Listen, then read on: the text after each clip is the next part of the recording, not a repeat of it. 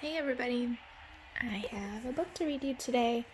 The title is Follow That Trash, all about recycling. The author is Francine Jacobs. The illustrator is Mavis Smith.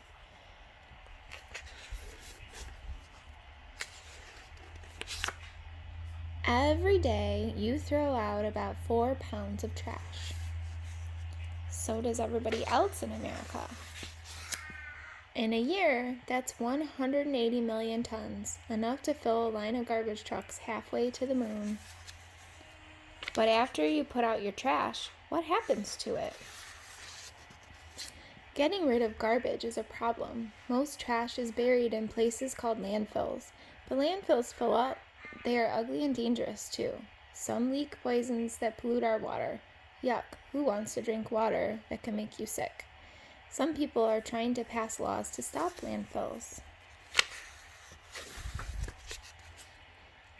Trash is also burned in incinerators. You say it like this: incinerators. Incinerators make lots of smoke. Some of the smoke is poisonous. Ew, no one wants to breathe that smelly stuff. Burning trash also makes soot and ashes. Soot makes our clothes dirty, and our faces too. People don't want incinerators where they live. Would you? Is there a better way to get rid of trash? There sure is. Recycling. Recycling means turning things that have been used into new things. Much of the trash we throw away can be recycled. Nature recycles what it grows. Dead trees and plants rot. They go back into the earth to make new soil. People recycle scraps of food such as apple cores and banana peels.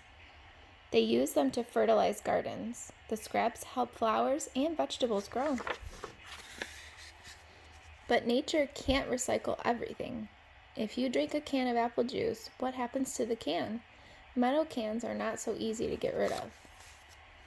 Neither are things like glass jars, plastic bottles, and newspapers. That's why you keep them. Then you take them out on special days, recycling pickup days. Look, everybody's trash is in bins out on the curb. The bins are full of glass jars, plastic bottles, and metal cans. Next to them are piles of newspapers.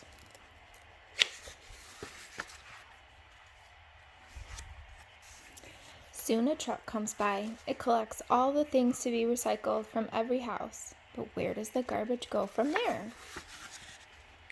It goes to a recycling plant. Here, trucks tip their loads onto the tipping floor of a huge garage. In one part of the garage, the trucks tip loads of glass, plastic, and metal. In another part, the trucks tip loads of newspapers.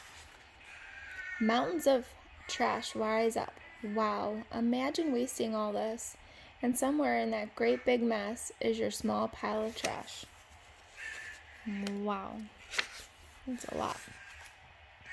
A tractor shoves the glass, plastic, and metal onto a moving belt. Things that don't belong there, like laundry baskets and lawn chairs, are taken off. They could break the machinery. The belt moves on. It passes under a strong magnet. Whomp. The magnet pulls up steel cans used for soup, vegetables, and other foods. Then they are dropped into a bin. The rest of the trash on the belt goes through a great shaking box. It is like a big sifter. It shakes out small pieces of glass. They fall into another bin. They will be crushed and used to make roads. The belt keeps on moving. It moves under a blower. Whoosh. There is a big blast of air. The air blows the light aluminum and plastic things onto another belt. Glass bottles and jars stay behind. People sort them by color: green, brown, and clear. Each color glass is crushed and stored in a separate bin. The aluminum and plastic get separated too. The aluminum cans are dropped into a machine. It flattens and packs them into tight bundles. These bundles are called bales. The different kinds of plastics get crushed and packed into bales too. But what about all those newspapers? Do they just stay on the garage floor? No. The newspapers go on another belt. At the end of the belt, swoosh, The newspapers fall and flutter like autumn leaves. They tumble down into a machine that packs them into bales too. All the trash is sorted and packed now. There are big bales of steel, aluminum, plastic, and newspaper. There are huge bins of brown, green, and clear crushed glass. Trucks wait to take it all to factories. There it will be made into brand new things. What happens to steel cans? Some are melted down and made into new steel cans. Recycled steel also becomes toys, trays, and lunchboxes. Recycling old steel costs less than making new steel. What happens to aluminum cans? They are melted too and made into new cans. Can you imagine 80 billion aluminum cans? That's how many are used each year in America. But the empty soda can you throw away today can be made into a new can and back on a store shelf in only 6 weeks. Aluminum is also used to make bicycles, canoes, tennis rackets, and lots of other things.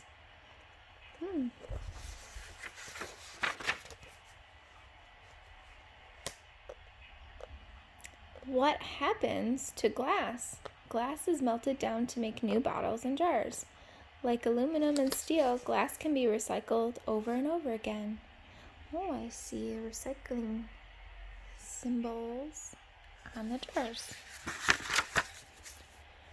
What happens to plastic? Soft, clear plastic is melted and made into bottles, like the kind soda comes in. It is also used to make carpets and warm linings for snowsuits and sleeping bags. Harder plastic is turned into trash cans, pipes, and plastic lumber. Plastic lumber is strong and heavy, just like real wood. It can be used to build fences, playgrounds, and park benches. What happens to paper? Newspaper is shredded into tiny pieces. These pieces are mixed with water and turned into a gloppy paste. It is called pulp. Pulp is pressed and rolled out to make a new newspaper.